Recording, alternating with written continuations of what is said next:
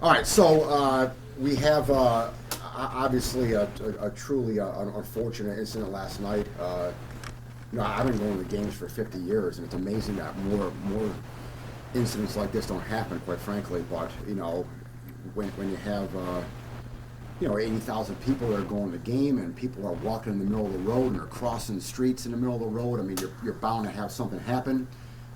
This was a little unusual in the sense that it happened at about 8:19 p.m., like a minute before kickoff. So the majority of the people are already in the stands, but unfortunately, a 65-year-old man from Rochester, who I presume was going to the game, I don't definitively know that, but I presume he was going to the game, on Southwestern Boulevard near Abbott Road by the stadium, apparently walked out into the road on Southwestern and was struck by a Toyota Camry that was owned by 32-year-old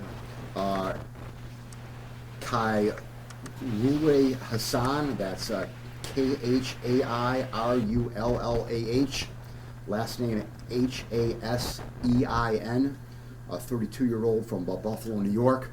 Mr. Hassan was actually at work at the time of the incident. He was a delivery driver for Amazon, and he was driving his own personal vehicle. Again, I didn't realize that some delivery drivers, they actually drive their own personal vehicles to deliver packages. But he was driving his own personal vehicle at the time, delivering in the area.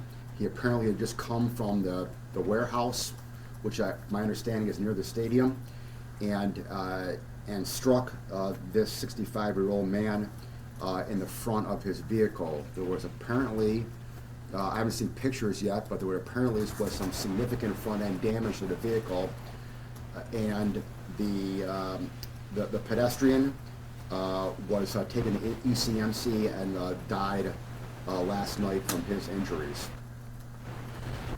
There was, again, with some people still coming in the stadium at kickoff time, a witness who was there, who got the license plate down, and a few hours later, the police were able to find the vehicle at the defendant's home on Mill Street in the city of Buffalo.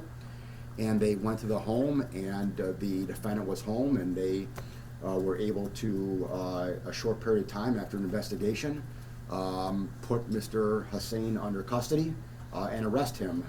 He was charged and arraigned this morning for leaving the scene of an incident that resulted in the death of an individual. That's a Class D felony. He was arraigned on that charge this morning, and he'll be returning to Orchard Park Town Court on Friday afternoon for a felony hearing. Excuse me. What's sad about this case? I mean, again, obviously, there's a lot of things sad about it. A human being lost their life, but what makes this more troublesome is that, again, these are allegations. The defendant is innocent until proven guilty, but based upon the facts that we have, all Mr. Hassan had to do, or all anyone has to do when they are involved in a situation like this, is just stop the car. There is no indication that there was any alcohol involved. There's no indication any drugs were involved. There's no indication any speeding was involved. No reckless driving. No driving with a cell phone. There's no traffic violations at all that are attached to this charge. The actual crime is not striking the pedestrian. The crime is leaving the scene. Apparently, the defendant's 9-year-old son was also in the car with him at the time of the incident, and again, there's no indication that any kind of endangering the welfare of a child charge is imminent here at all. I mean, I'll look into it a little bit, but from the indication that I have so far, there was no reckless driving, no speeding, no anything that would have resulted in any charges against the defendant at all, except for his allegedly leaving the scene of the incident. And that's what makes this even more sad than, or just as sad, obviously, as the death of another human being. Questions? Did you say the pedestrian was walking just in the street along the side, or was it? I don't know exactly where, but there's no indication at all that the car was like on the side of the road at all. All indications are that the car was traveling on a normal path, a normal lane on Southwestern. No, again, I don't know if it was right lane or left lane. That I don't know at this time, Aaron. But so based upon that facts, it appears that the victim had walked out into the road. But across the road, That I don't know. Again, I mean, you're talking Southwestern by the corner of Abbott. I personally park near there as well, so I know exactly where this is. And again, people are.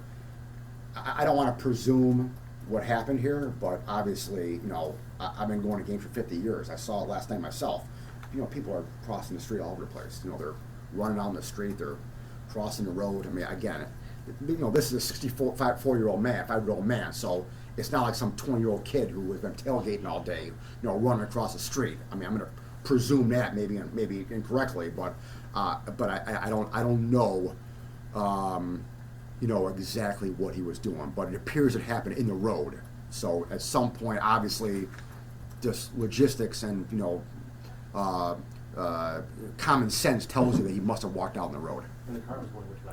East or west? I don't know. I'll find out for you. Is it known the victim was going to the Bills game? I don't know for sure. Again, I can presume that, but I don't know for sure. And the driver had Indiana plates, police said. I didn't know that either. So yeah, Any idea? No, I don't know. Yeah, he apparently lives on Mill Street in the city of Buffalo, and the car was found at his home a few hours later.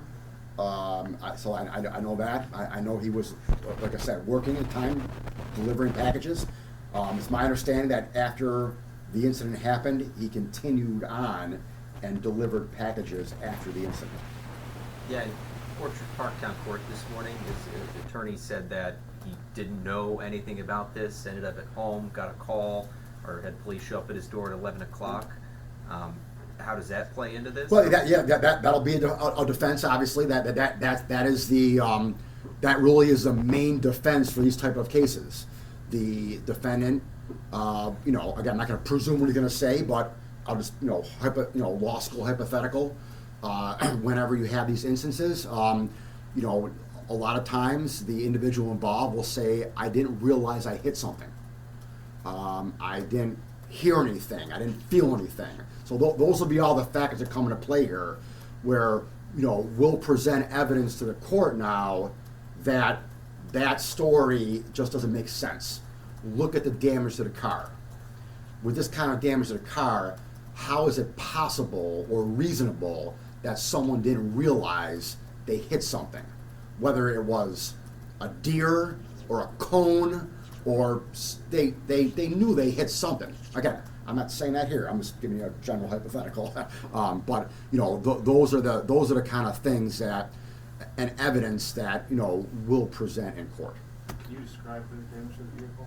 Just front end damage. I don't know what exactly how much they would dollar amount or, but from my understanding, I haven't seen pictures of it either, but from my understanding, there's significant front end damage.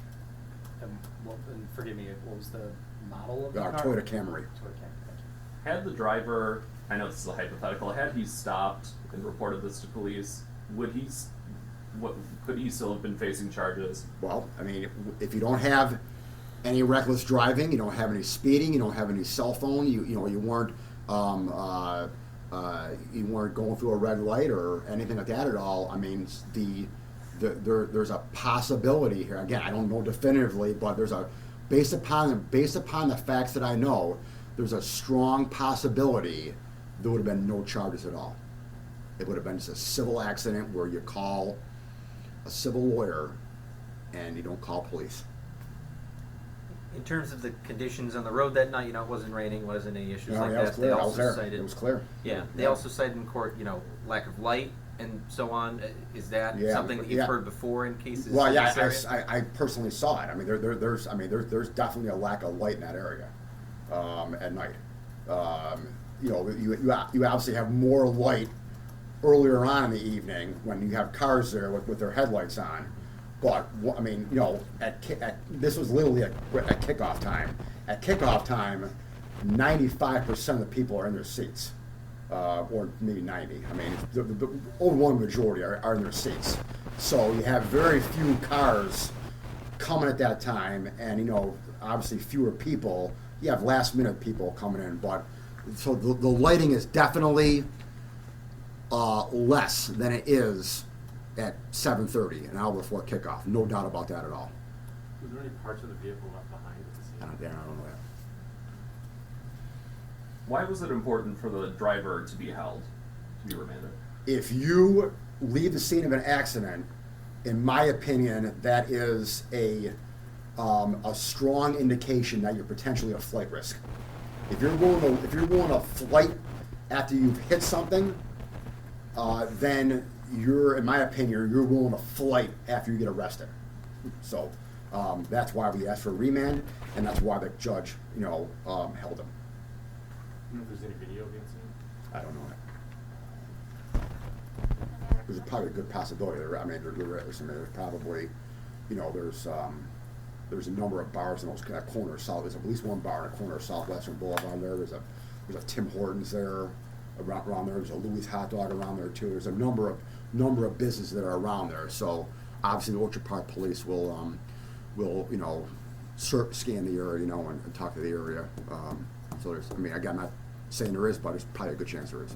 Is there any information on there was another accident on Miles Street? Yeah, I heard about there was another accident, but I heard the person was at ECMC, but I don't know the condition at all. Yeah, but I heard it was one more. And like I said, it's amazing there's not more. I mean, again, like I said, I've been literally going to games for 50 years, every game. I mean, except when I was in the Navy, but you know,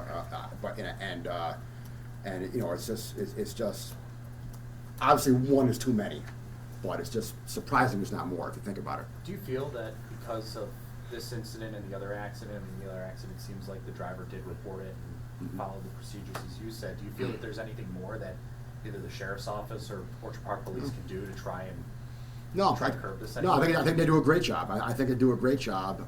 You know, it is. You know, there's a lot of cars there. There's a lot of people there in a small area, and so managing that is a Herculean task that they do, in my opinion, a great job every weekend.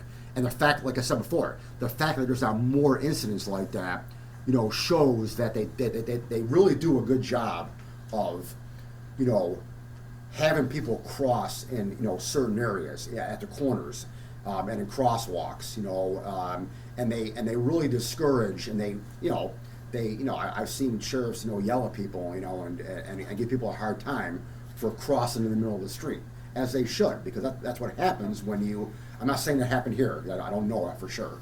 But when people cross in the middle of the street on Abbott or Southwestern, you know, that's when accidents can happen. And I think they do a great job.